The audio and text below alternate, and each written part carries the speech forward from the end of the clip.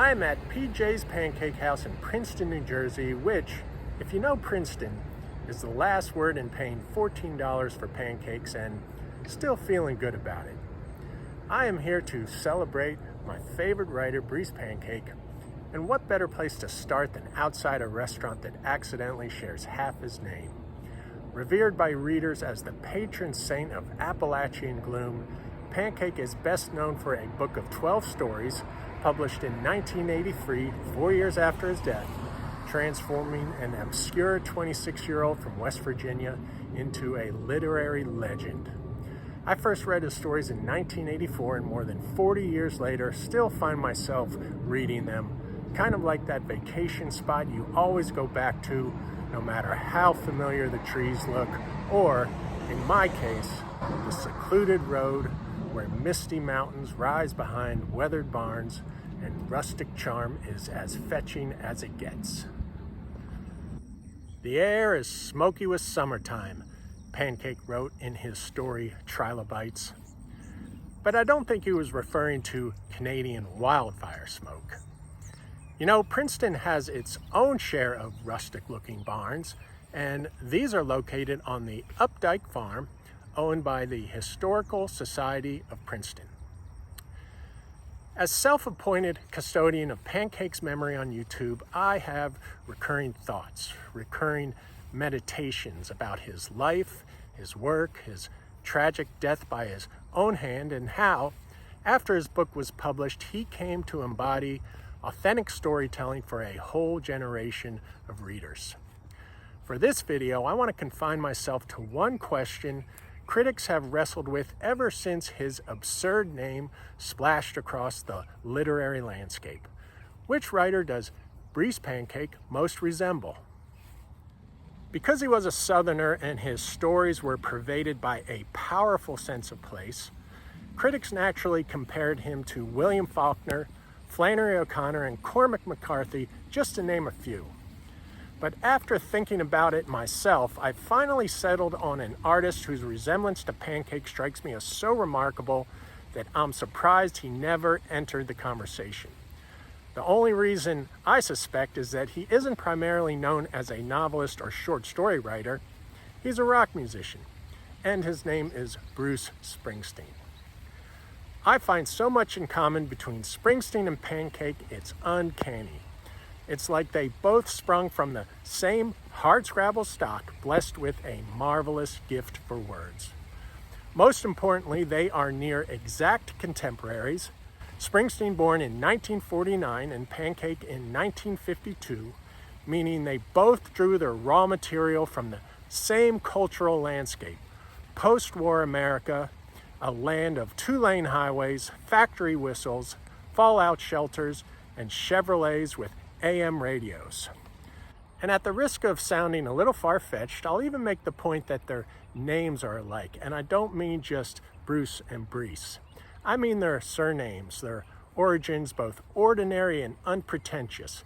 Pancake derived from Pfannkuchen, someone who made and sold pancakes, apparently a German staple on par with pretzels. And Springsteen, defined as a stepping stone used in unpaved streets, hence a name given to Danish stonecutters. Both families by the 1950s had risen little from the humble origins reflected in their medieval surnames. The artist's fathers, Douglas Springsteen and C.R. Pancake, still eked out modest livings in industrial jobs that placed them firmly in the working class. In Springsteen's case, a struggle with alcohol cast a long shadow over the family home and crept its way into the troubled themes of his son's music. Adam raised a Cain, Springsteen sang in one song, though it appears in this photo they both retained a pretty good sense of humor.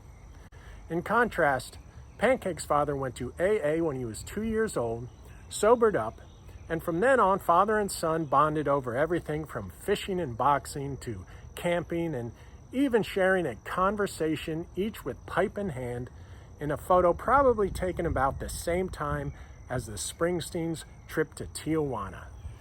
Yet for all the modesty of their roots, Springsteen and Pancake were born with an extraordinary gift, an ability to absorb the world around them retain it like a sponge, and put it down on paper.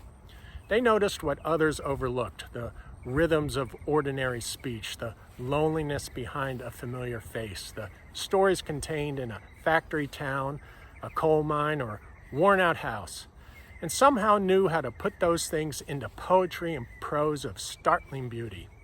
It was not a gift taught in a classroom as much as an innate way of seeing and hearing the world, one that would eventually allow both men to transform ordinary lives into enduring works of art.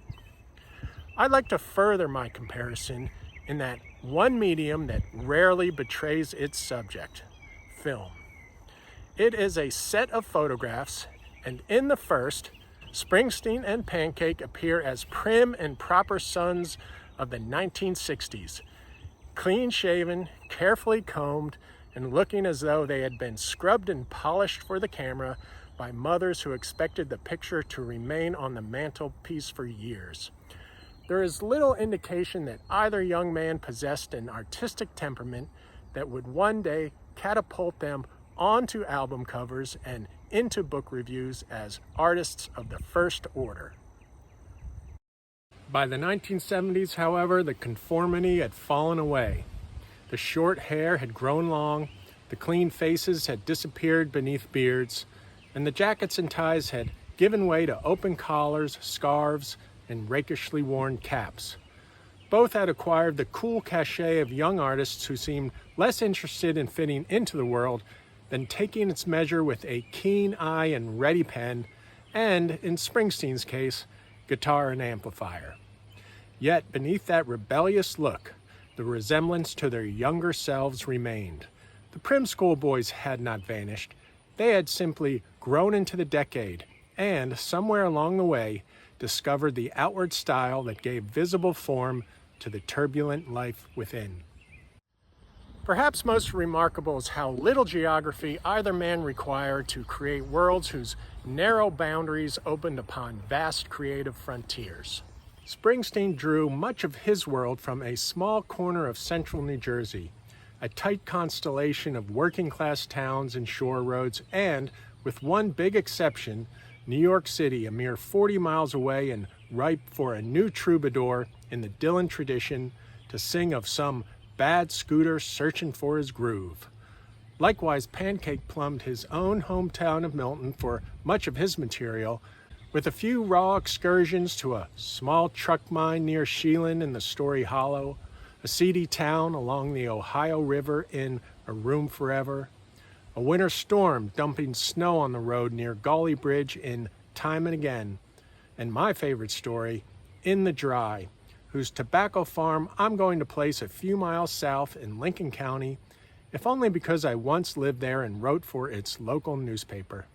Now I'm going to briefly go through a side-by-side comparison of 4 songs and stories, not because their plots correspond in any exact way, but because they often draw upon the same emotional terrain.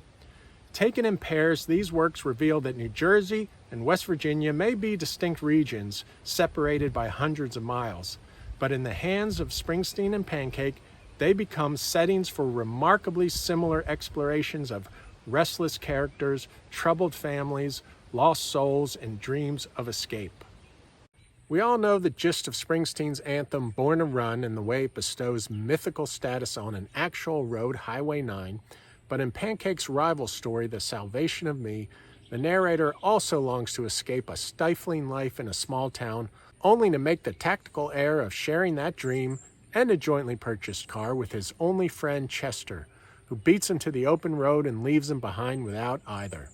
When Chester comes back, he's made it big, and the narrator is still stuck in that small town working at a gas station.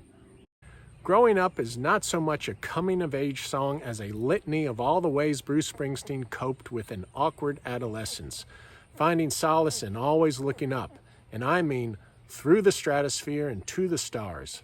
Likewise, Fox Hunters features a similar teenager, Bo, who goes on a fiasco of a fox hunt where the only thing he shoots at are the hunting dogs. But just like Growing Up ending with the upbeat line, I swear I found the key to the universe in the engine of an old parked car, Bo wonders at the end of Fox Hunters if the Impala will be ready to roll by spring.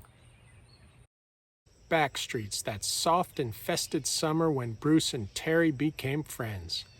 It starts out like a sun-drenched shore town romance before curdling into a story of betrayal and loss. When the breakdown hit at midnight, there was nothing left to say. In The Honored Dead, betrayal comes in the form of the Vietnam War, physically dividing two friends, first by thousands of miles and then by death. I remember his hand holding an arrowhead or unscrewing a lug, but I can't remember his face. Jungleland is Springsteen's urban epic with sweeping imagery from the churches to the jails, an index of just how broad a brush he brings to the canvas of New York. In Pancake's Hollow, the story, in a similar way, ranges across the whole West Virginia landscape, beginning in a coal mine, passing through a bar and a trailer, and closing in the woods.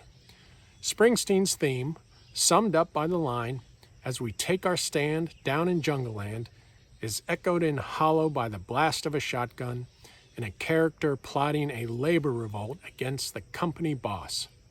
"Strike," he muttered, over and over. There is an element of fatalism in both Springsteen and Pancake, a belief that the world is changing at breakneck speed, the old values are falling away and being replaced by a soulless materialism. It's like Pancake could sense that the small property on which he grew up, where his imagination first took root, would one day disappear beneath the red signage of a Wendy's. And today, Springsteen himself can't drive through Colts Neck, once a rural crossroads that joined his hometown with the beaches of Asbury Park, without passing Trump National Boulevard and Trump National Golf Club. I have a weakness for seeing coincidences where others might see nothing at all. For example, I think my grandfather, who was born in 1899 and was a supply sergeant in World War I, looks a lot like Bruce Springsteen on the cover of Darkness on the Edge of Town. This weakness also extends to dates, which take on a mystical importance when subjected to the full force of my imagination. It's a gift that, if left unchecked, can turn a perfectly ordinary calendar into sacred scripture. And that's why I am outside Jadwin Gymnasium, Princeton University's basketball arena. I have seen Bruce Springsteen only once in concert, and it was here, November 1st, 1978, when I was 14 years old. That is All Saints' Day according to the Catholic calendar. Coincidence? Perhaps. But I like to think it was the first hint of this video's making. For if saints are remembered for illuminating the lives of others, Springsteen and Pancake perform their own secular version of that calling, giving voice to working people, lonely people, restless people, and all those searching for some measure of dignity and grace in hard places. One lived to carry his songs around the world. The other died young and left behind only 12 stories. But both transformed the small corners of America they knew into something enduring. And on that All Saints' Day in 1978, without knowing it, I had already discovered one half of a comparison that would take me nearly 50 years to make.